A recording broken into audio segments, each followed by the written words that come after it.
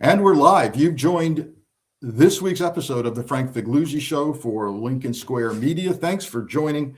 I've got a guest I'm excited about because it's not very often that we get to hear from the former director of the CIA and more importantly, get to ask a lot of questions. And some of you have even posed questions to me. I'm not going to spend time in a lengthy introduction because you've seen Mr. Brennan, Director Brennan, around on cable news, giving us very salient comments from his experience and his career, which included 25 years at the Central Intelligence Agency, ultimately culminating in him being named director of the CIA. He's also served, and this is where John and I intersected, he served as the White House, as the president's assistant for counterterrorism, counterintelligence, and yeah, we were just reminiscing a little bit before we came on the air, but let's start with our questions. Director Brennan, thanks for joining us. Hey, Frank, good to see you. And please call me John. I will do that. And I want to start off with perhaps the most sensitive topic that's not related to all of the classified covert work that you've done, but that's rather the punishment and a strategy out of the Trump administration to prosecute, to sue civilly those who did their job in prior and present administrations. And he hasn't left you out, John. Can you give us an update and a thumbnail sketch of why they're trying to prosecute you and what the allegations are? Well, I think, as you pointed out, this is part of Donald Trump's campaign to try to retaliate against some of his critics, those of us who have been outspoken over the years. And there have been several investigations that have been launched to look into my actions while I was director of CIA. And as you remember, back in 2016, that was when the Russians were actively trying to interfere in the presidential election. And so I worked along with my counterparts at the FBI, NSA, and the Director of National Intelligence to try to uncover what the Russians were doing.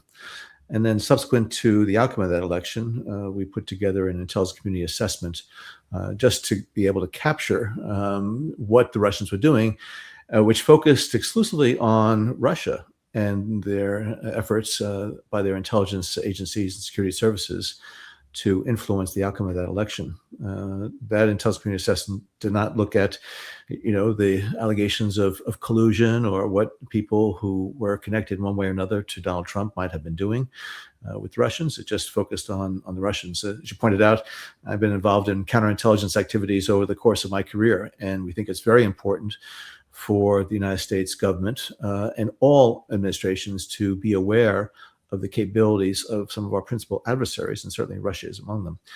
But Donald Trump, as we well know, is a bit sensitive, is sensitive to any allegation or a claim that the Russians tried to help his chances to be elected. And subsequently to his inauguration back in January of 2017, I spoke out against a number of things that Donald Trump was saying and doing. I had crossed swords with him, in fact, even before he was inaugurated, because he disparaged the work of the intelligence community, disparaged the professionals in the intelligence community. And I guess after serving in government for 33 years, I tried to be a bit protective of my former colleagues and those professionals in intelligence, law enforcement, the diplomatic service, the military. So I've spoken out quite a bit. So these investigations have been launched, trying to find any evidence at all that we might have violated our oath of office or violated criminal code. So far, I am just the subject of these investigations, target of investigation. But it's unclear to me exactly what they're looking for. I think they're trolling. They're trying to find something, and given Donald Trump's, I think, animus toward me, as well as to many of my other colleagues, and Jim Comey among them, who has recently been now indicted for those shells that he saw upon the beach in North Carolina. So again, this is, I think, part of a broader retribution campaign. It's to harass individuals. It's to try to ruin them professionally, reputationally, financially. As you well know, I do. it's very, very expensive to get the type of legal help that you need in order to defend yourself against these baseless allegations. So, but I'm proud of my service. Right. I will continue to speak up. I'm not going to be cowed by any intimidation tactics. So that's why I continue to be a bit outspoken. And again, having served for 6 administrations, 3 Democratic, 3 Republican, I'm not registered with any political party whatsoever. I tend to be an objective, I like to think, nonpartisan, apolitical, commentator on world events.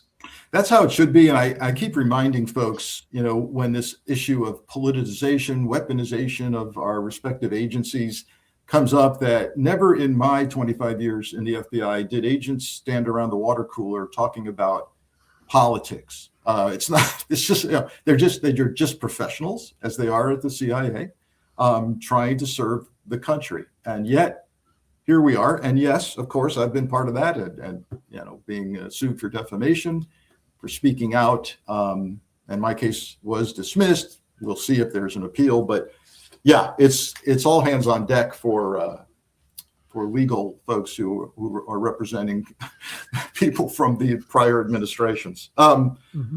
Yeah, and your case, correct me if I'm wrong, though, is it centered out of Miami? Because there were reports that an AUSA, a career AUSA, was taken off the case for allegedly believing there wasn't adequate evidence to support a criminal investigation. Right, and that relates to a criminal referral that Jim Jordan made to the Department of Justice, claiming that I had perjured myself when I gave testimony to his special committee that was looking into, in fact, the Hunter Biden laptop issue. This was back in, I think, 2022 or 2023. I didn't purge myself. There's no reason for me not to be completely open, transparent, and open with Congress. I've testified in open and closed sessions many times over the years. But he made this referral, and it was taken up by the U.S. Attorney's Office in the Southern District of Florida, and there were some grand juries there. So subpoenas were issued.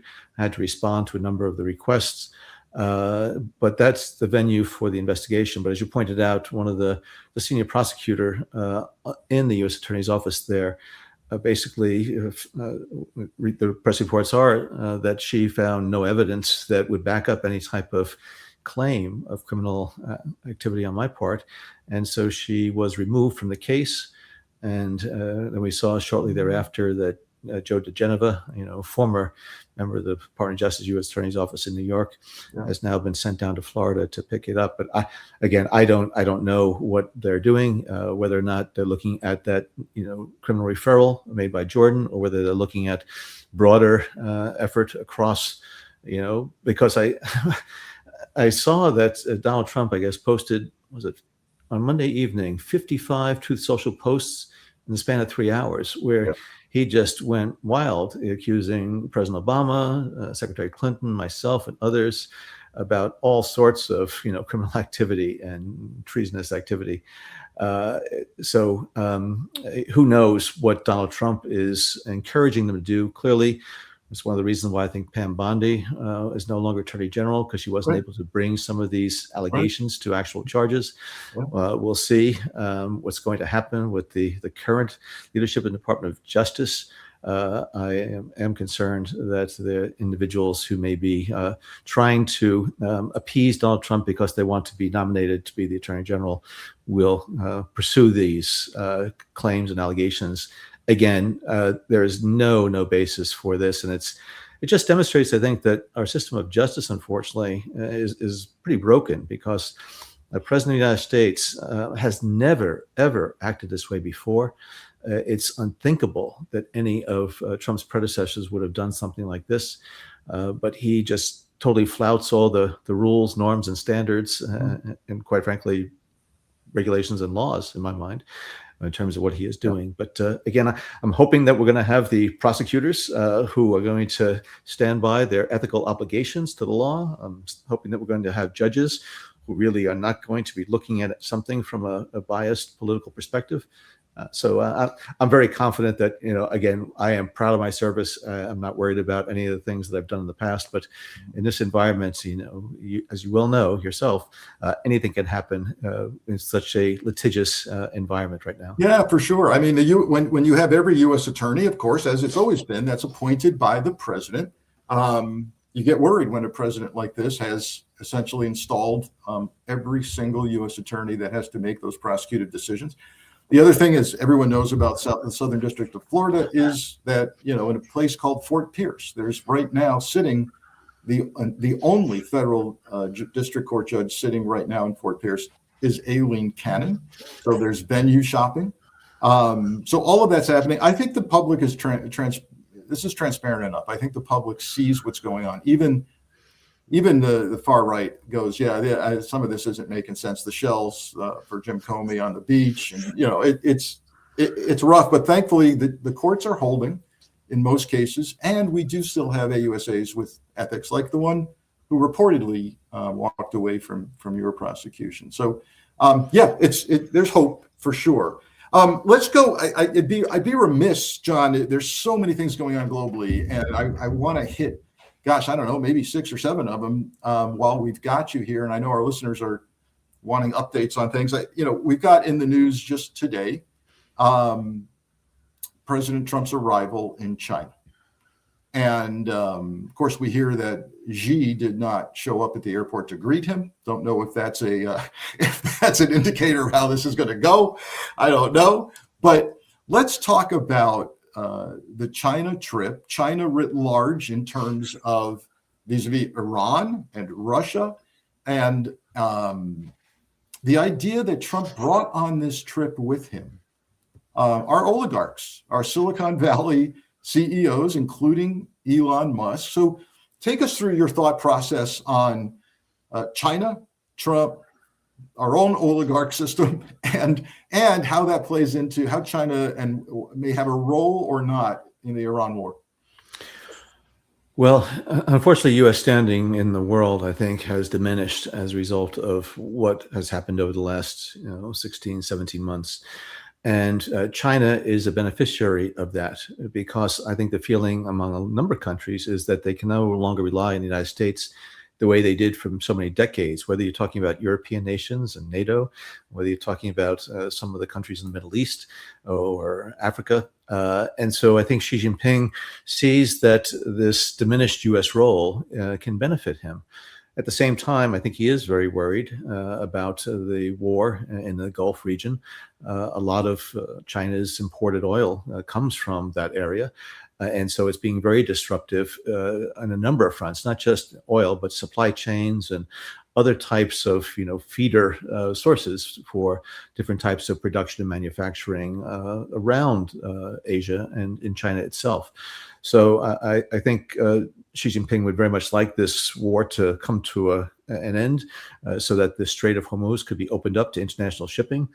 Also, I think Xi is going to push to try to get the blockade, the U.S. blockade on Iranian ports lifted, because I think you have to have both of those happen at the same time. The Iranians are not going to give up, the leverage they have on that front. But also, I think Xi Jinping is going to be thinking about how he can negotiate on some of the issues that are important to him, such as arms sales to Taiwan. And there is a bill pending right now that the president, Donald Trump, has not signed, that would call for, I forget what that figure is, many billions of dollars of arms sales to Taiwan and some highly sophisticated armaments. And so I think she is going to press Trump on the Taiwan front. I think he's going to press Trump on the trade front, obviously on tariffs and other things. But as you pointed out, the people who are accompanying Donald Trump, it really does show that there is much more of a statist economy in the United States in terms of some favored companies, corporate leaders. I see that. I think one of Donald Trump's sons, I think Eric Trump, is on there as well. And so it just, I think it gives every indication that the corruption that we've talked about for a number of years with Donald Trump, in terms of how he has, I think, abused the authorities, responsibilities of the presidency to just promote his friends and cronies and those who are contributing to some of his pet projects. This is something that I think is highly disturbing. But I think she, who is a smart individual, he's a chess player. I think he's been involved in world events for many years, as president of China for 12 or 13 years. I think he knows the global geopolitical landscape far better than Donald Trump. So it will be some interesting discussions, and I just hope that Donald Trump is not going to give away the store, and I hope he's not going to step back from U.S. support for Taiwan's separateness from China. But I think we'll have to see what happens in the coming days. Yeah, it's I always try very hard to see the other side of things, and so for example, the oligarchs, I'm calling them oligarchs because I think they are. But when Elon Musk and the bros are accompanying Trump on an official state visit to China, I cannot help but think about how this is so close to what we see with Russia, and looking like it's getting harder, John, to discern the difference between our government and our major tech CEOs. And now it's further confirmed by the fact that, Trump travels with them, and it's all transactional for Trump.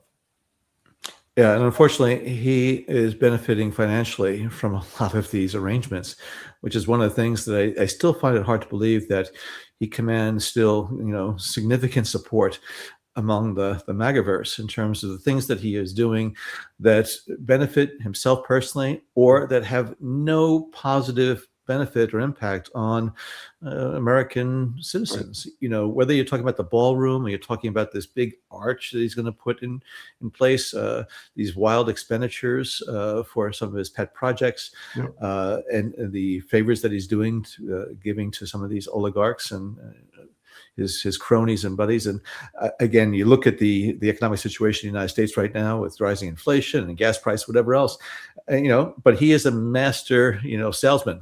He will sell stuff. And he'll tell you something is blue when it really is green. And, he is masterful in that. Unfortunately, he's been able to delude and to confuse, I think, people in terms of not really understanding what the real facts are. Yeah, and sure, you're less likely to get the real facts if you watch nothing but far right media platforms, and that you'll never hear these discussions about the personal profits that are going on. I also, while we're on the topic generally of how Trump interacts with foreign leaders, let's move over to Russia and Putin, and the fact that it appears, John, that Putin has been far less visible. I know he's already, of course, keenly aware of the possibility that somebody's going to take him out. But the latest we're hearing is that they're getting their butt kicked by Ukraine, and Putin barely shows up. He had a much watered down version of the Victory Day parade a few days ago. Zelensky kind of teased him with a social media post saying, I'll allow you to have your little parade. What is going on with Putin? Is he polling? And I don't know how you do polling in Russia, but somehow polling shows that Putin's standing has dropped. What are your thoughts on Putin and Ukraine writ large? Yeah, well, unfortunately, the Ukraine war continues, and there's still a lot of deaths, a lot of destruction, and the Ukrainians really have demonstrated tremendous resolve, and not just resilience, but resolve and innovation and creativity in terms of being able to stop the big Red Army from further gains, especially over the past year. So the battlefield, it does seem to be shifting a bit more in Ukraine's favor. It's still tough. There's no resolution in sight at this point, but I think what the Ukrainians have been able to demonstrate recently is their ability to carry out strikes deep inside of Russia, including in Moscow. And there was a drone strike that hit a building just a couple of miles from, the Kremlin, I think, or where the parade was going to be. And it showed that the Ukrainians could get through the Russian air defenses, which is why Putin sacked the general in charge of Russia's air defenses shortly thereafter. And so Putin has not shown himself much, as you pointed out. There probably are, reports that he's getting about either Ukrainian attempts to strike him, or some opposition within the Russian political circles that he might be concerned about. But that's one of the reasons why he really scaled down the parade last weekend, because I don't think he wanted to have some of Russia's weaponry on display and then get hit by Ukrainian drones. So I think Putin is also glad that the United States standing on the world stage has diminished, but I think he's still surprised at just how the Ukrainians have been able to withstand the military pressure, how Zelensky is standing up for himself, and how the Europeans, I think, are also stepping up in light of Trump's signals that he's going to be pulling back from the support that we've given to Ukraine over the past 4 years. You've recently returned from a trip to Europe. What did you pick up in terms of whether the degree to which Europe is going to step up even more in support of Ukraine in the absence of American support? Well, I think a lot of the Europeans are just shocked at what is happening with this transatlantic alliance that really has been the hallmark of Western peace and security over the last 75, 80 years. They see the United States in a much different light than they did over the course of previous presidents, since Franklin Delano Roosevelt. That Trump has this mindset that America first means America is going to go it alone, and the United States is not going to either fulfill its obligations under Article 5 of the NATO treaty, or that the United States is going to be scaling back its support for Europe's security, such as pulling out 5,000 troops from Germany. So a lot of the Europeans that I've heard from are really thinking through now what they need to do in order to hedge against this new U.S. posture toward Europe.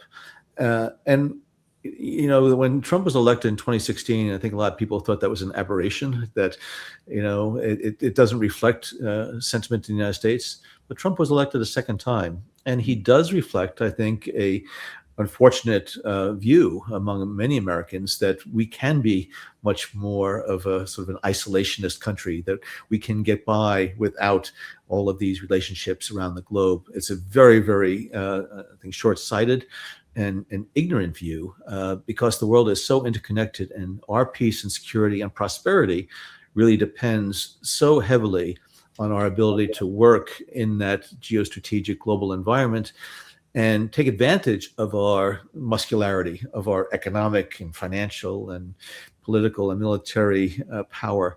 And so they are now looking at what they need to do, again, to offset this loss of American prestige as well as American support. Yeah.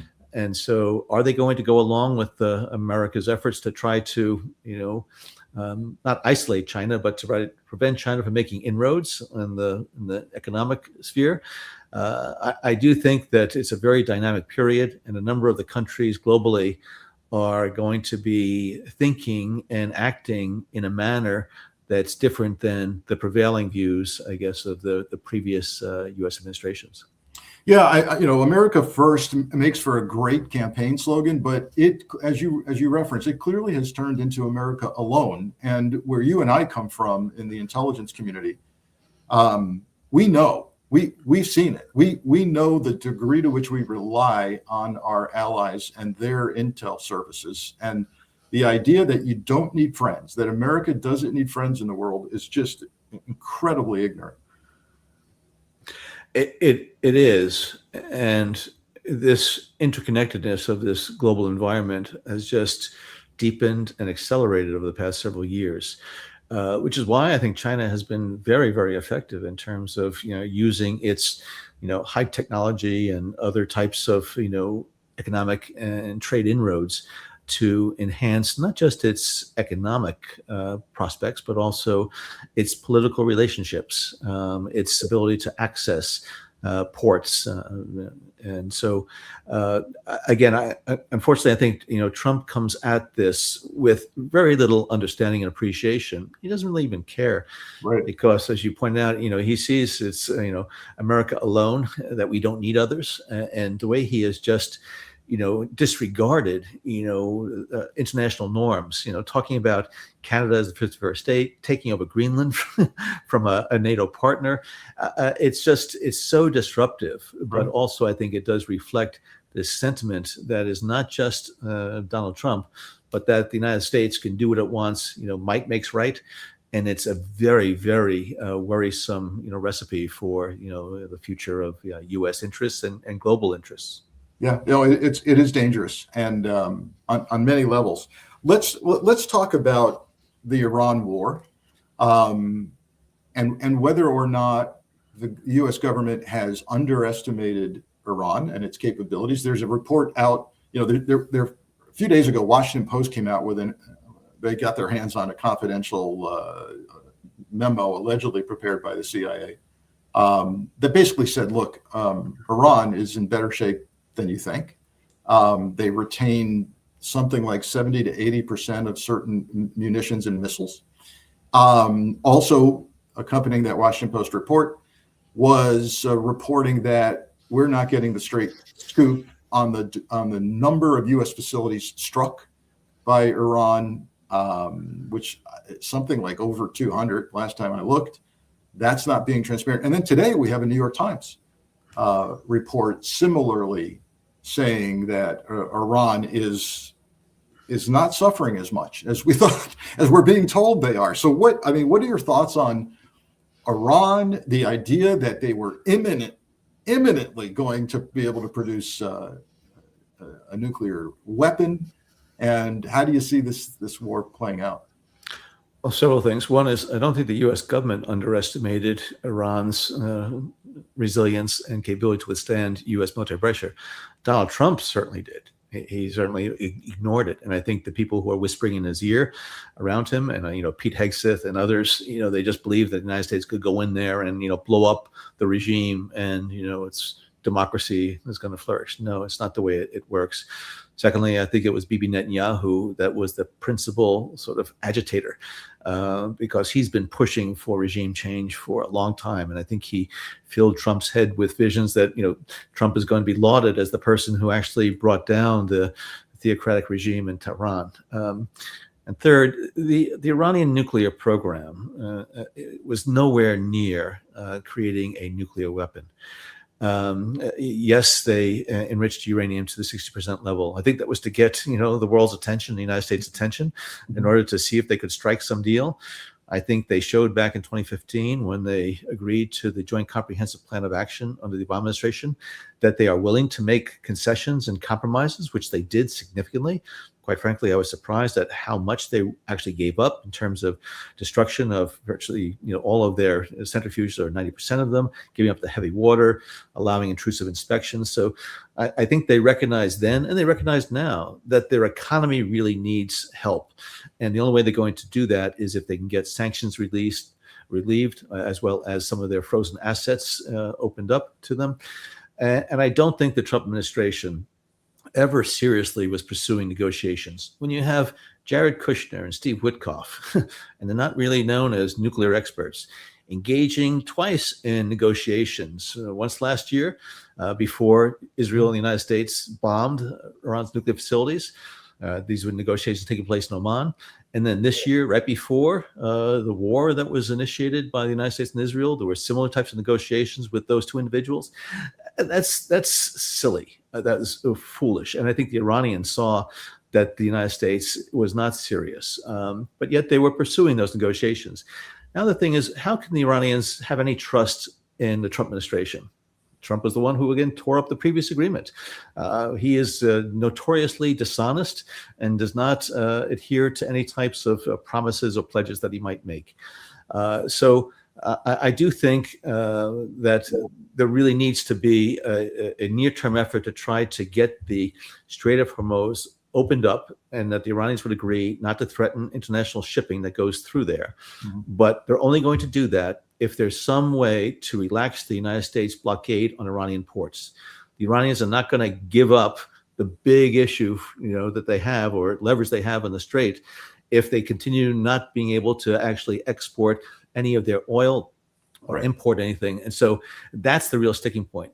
If we get some type of agreement on that and the ceasefire then can hold, there need to be longer negotiations on other issues, including on the nuclear program. And I do believe the Iranians are willing to make significant concessions to do that. Also, there needs to be some way to ensure that Bibi Netanyahu is not going to blow up things again by just further bombing in Lebanon or going across the border. So it's a very complicated three-dimensional chess game here. Unfortunately, Donald Trump and the people that he has working with him are not able to understand those chessboards and how you can maneuver your chess pieces in order to try to gain some type of advantage so that you can prevent Iran from moving down that nuclear weapons process, but at the same time not being unrealistic and basically asking the Iranians to give up and surrender everything. They're not going to do it. Yeah, no, they're not. I had minimal exposure, but some exposure to the Iranian government in the area of negotiations, and they're incredibly challenging to deal with, incredibly challenging. And sending your son-in-law and a real estate buddy to do the negotiating is atrocious. Yeah, and they're going to back to the China trip that Trump's taking. Iran has said something like they want China to serve as a guarantor in any deal or negotiations with the U.S. What do you think that would look like if that happened? Well, the Chinese have been able to play some of these mediating roles. It was China that brokered the deal that reestablished relations between Iran and Saudi Arabia a couple of years ago, which was a surprise to many folks. I mean, usually the United States does something along those lines, but Iran does have, relations with China. And I do believe that Iran needs a superpower, and China is in that club, to basically guarantee any type of agreement that they might strike with the United States. And I think, President Xi at this point is trying to, maintain some type of neutral stance, I think, in order to preserve maybe that role in the future. But China also can offer Iran some economic, even financial inducements as a way to, find some type of compromise that's going to, again, bring this conflict to a close. And it will be quite interesting if, in fact, it's China that is able to bring some semblance of normality to the Gulf, because I think it will send a signal to the rest of the world, and certainly to some of the Gulf Arab states, that the United States is no longer able to play that role. Now they should be looking to China in order to help protect their interests, just the way Iran was able to look to China to protect its interests. So it's a very, very interesting dynamic right now, in terms of how China is going to maneuver. But as I said, Xi Jinping is a much better three-dimensional chess player than Donald Trump. So we'll have to see how this evolves. Yeah, it certainly doesn't help make America great again to kind of cede our power position to China and perhaps others. So we bouncing around on topics. Let's go to something that our readers, our subscribers are asking me to ask you, and that is, let's put this under the category: if it walks like a duck and quacks like a duck, it's probably a duck. But it's Epstein and Ghislaine Maxwell, Jeffrey Epstein and Ghislaine Maxwell, and what I certainly see as indicia of intelligence adjacent relationship. And here's what I mean by that. In my counterintelligence role at the Bureau, if we had seen a vulnerability in powerful people, perhaps who were engaged in inappropriate activities with Jeffrey Epstein, I think would be remiss in not trying to at least learn more about that. And what when you look at Epstein and Maxwell, what do you see people who are somehow operational for foreign intelligence services or others, and or are they perhaps brokers or just trying to make a buck by approaching services? What are your thoughts? Well, I have no idea. Thankfully, I've never met either one of them. But it's By the way, I'm also thankful that, speaking of giving thanks, I left. I was in the number 2 position at FBI Miami.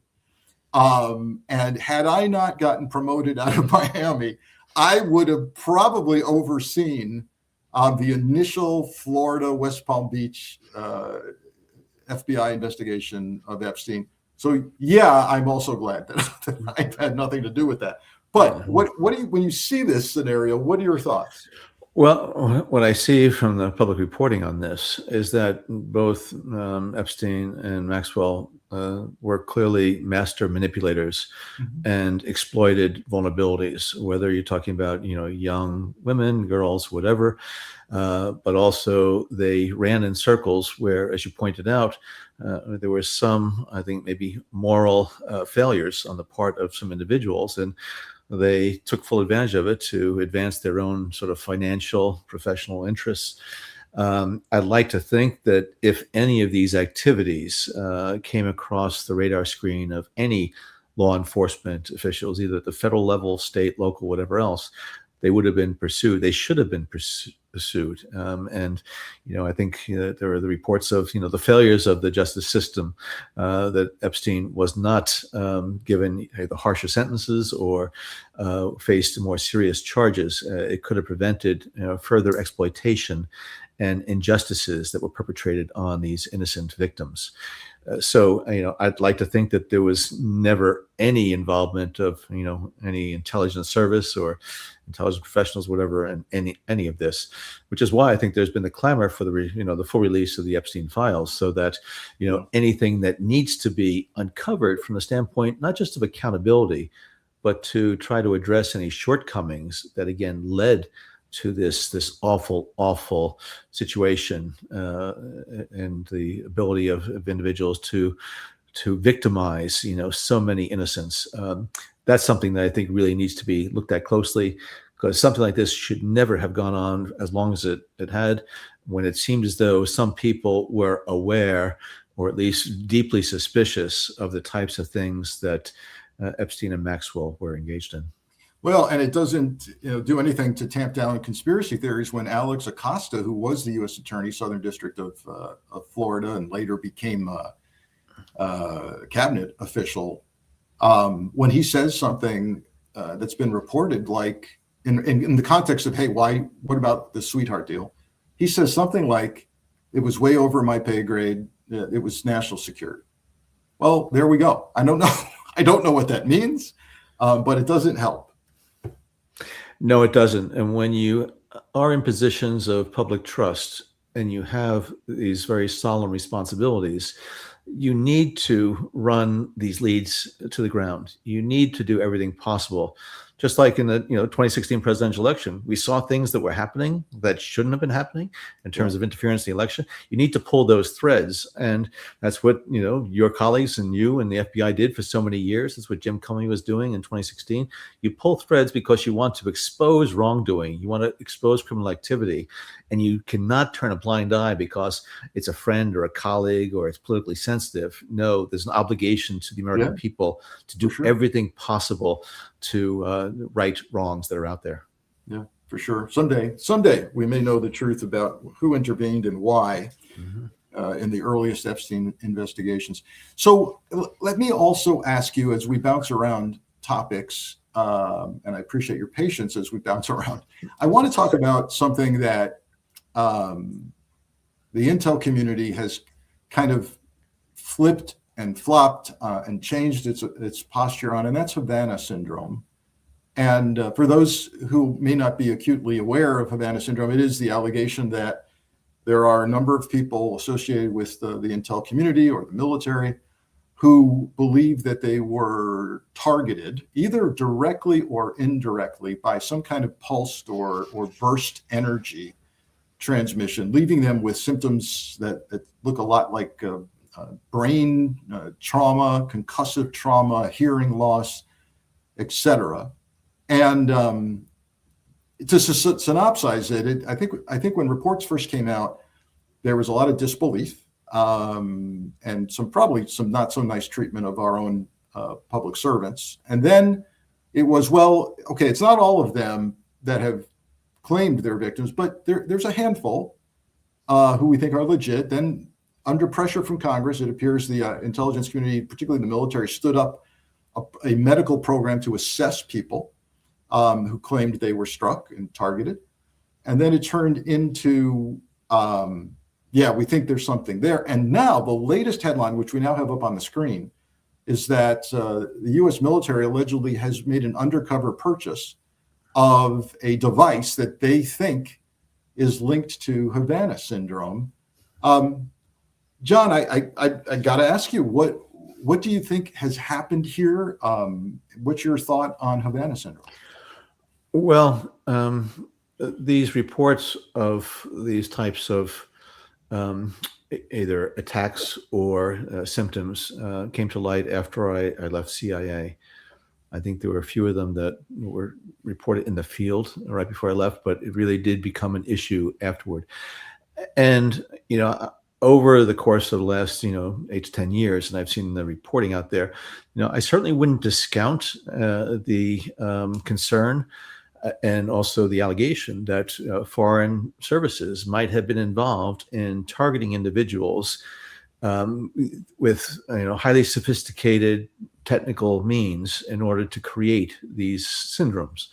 At the same time, there could have been some of these individuals who made these claims that, it was a result of other phenomena, or it was some type of inadvertent emanations that came from certain machines that, there's in this highly digitized, highly technological world, there's a lot of things going on that can have a physical impact.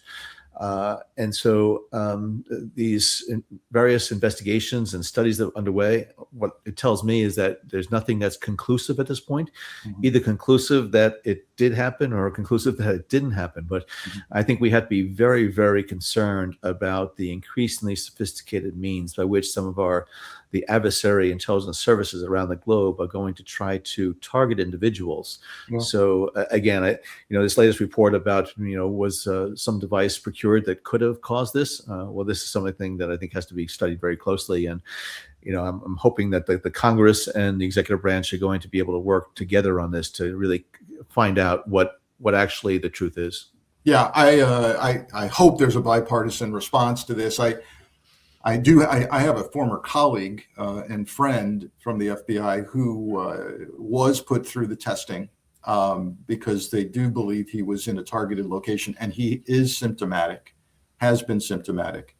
So I do believe there's something to this. The questions I have center more around, well, okay, if we found out who was doing it, if that day came, and who knows, maybe we're already there, would we even go public with that? If you were in your director's seat and the scientist came to you and said, look, this device we bought, this would do it. This would do it. And your analyst came to you and said, and we think it's X country. What would the reasons be to come out with that finding publicly, if at all, or not come out with it? Well, if these were clandestine attacks by a foreign service, I think exposure of it really is important and put countries on notice that we know it was you. But I think we want to have a thorough discussion inside the U.S. government to understand exactly what we need to do in order to mitigate any adverse reaction to that transparency.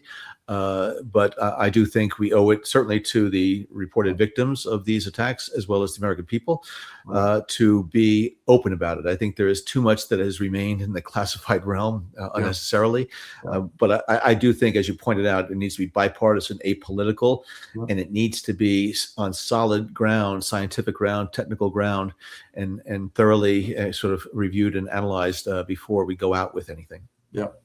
I mean, I'm sure factoring into this whole process is whether or not the U.S. does this kind of thing, if at all. There were reports, I'm not drawing a direct analogy, but there were certainly reports out of Venezuela when we went in and grabbed Maduro that we used some kind of device to make people sick. The guards The guards around Maduro reportedly were vomiting, became ill.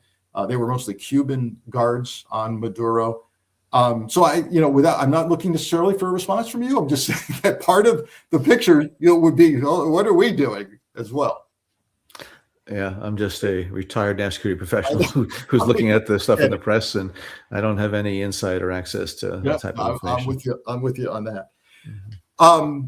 What we do have access to is the president's new counterterrorism strategy, released just days ago, authored by Sebastian Gorka, who is some kind of counterterrorism czar for the president. Did he actually? Now that you're on, did Gorka kind of hold the role that you held when you were at the White House? Is that analogous?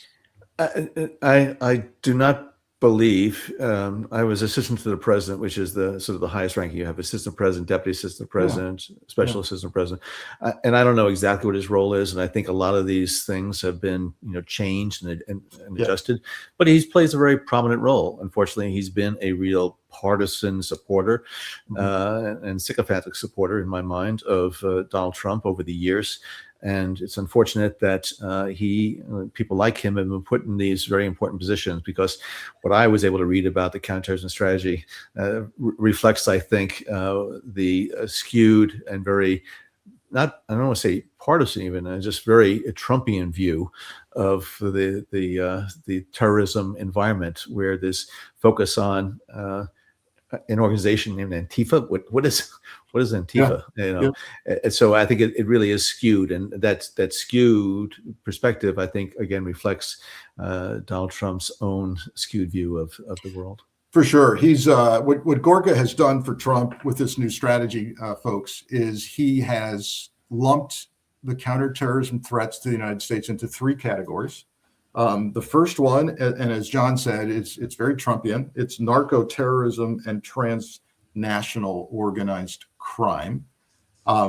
Okay, so even that is intriguing, because we're now calling that terrorism. The phrase narco-terrorism, I think, should only have a very limited, narrow meaning in certain conditions, when it's, for example, state-sponsored narcotics trade. So that's intriguing. First of all, is that we view that as the number one threat. Then he moves on to what he calls legacy Islamic terrorist groups. So your Al-Qaeda's, your ISIS, Islamic State. Thank God they at least acknowledge that. And then third, which John's already made a reference to as we wrap up here, is yes, it's now in the counterterrorism strategy of the United States that left-wing radicals and, quote, pro-transgender groups are terrorist organizations. John, what would you do at CIA with that information? Well, I've worked terrorism for many, many years, and it's inconsistent, certainly, with the traditional definition of terrorism. And again, I think it reflects just a very skewed view of the world and of the domestic environment here.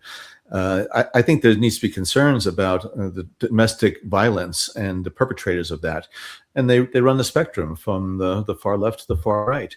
But again, I think there's a certain perspective here that is very much reflective of Donald Trump.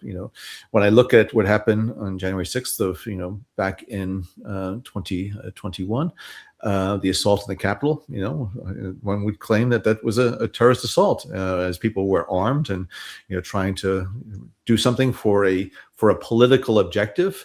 Ideologically driven. These are the things that sort of undergird the definitions of terrorism. But again, I don't think Sebastian Gorka is the person to be able to have a very well-informed, sophisticated, and non-ideological, apolitical, nonpartisan view of the terrorist threat that this country faces. Yeah, indeed. It's the new strategy seems devoid of any domestic terror threat, despite the fact that Chris Wray, former FBI director, had testified on the Hill that the most lethal form of domestic terrorism is hate-based terror groups. So, wow, you've been very gracious with your time, John, and also allowing me to bounce around all over the place. And I wish you the best. Just know that we've got the majority of Americans looking at this so-called strategy of harassment and legal weaponization of the system. They look at it and they see it for what it is, and we're with you on that. Yeah, well, I appreciate that. And, when I go out, virtually all the people that will stop and talk to me say, thank you for your service. It's very unfortunate what you're going through. Hang in there. We support you. That makes me feel good, because I think, most Americans, at least the right thinking ones, recognize that, there's something really seriously wrong with what's going on right now. And this form of retributive justice is something that I think all Americans should worry about, because they could, in fact, be facing similar types of, baseless allegations in the future if we don't come to grips with this challenge right now. Indeed, full agreement. Thanks for joining us. We'll stay in touch, John, and be well. Stay safe. Okay, thanks, Frank. You take care. Take care. All right, that was former CIA Director John Brennan, 25 years at CIA.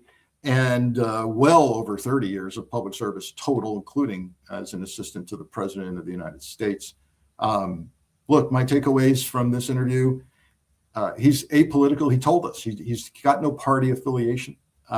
He's just trying to uphold his oath to preserve, protect, and defend the Constitution. I wish him the best as he continues to fight what is highly politicized, weaponized prosecution out of the Southern District of Florida. Thanks for joining. I'll have more news. In fact, I'll give you some news, folks. We are going to be adding soon a second Lincoln Square Frank Figliuzzi show. We'll have more details on that in just a couple of weeks. Stay safe. See you next time.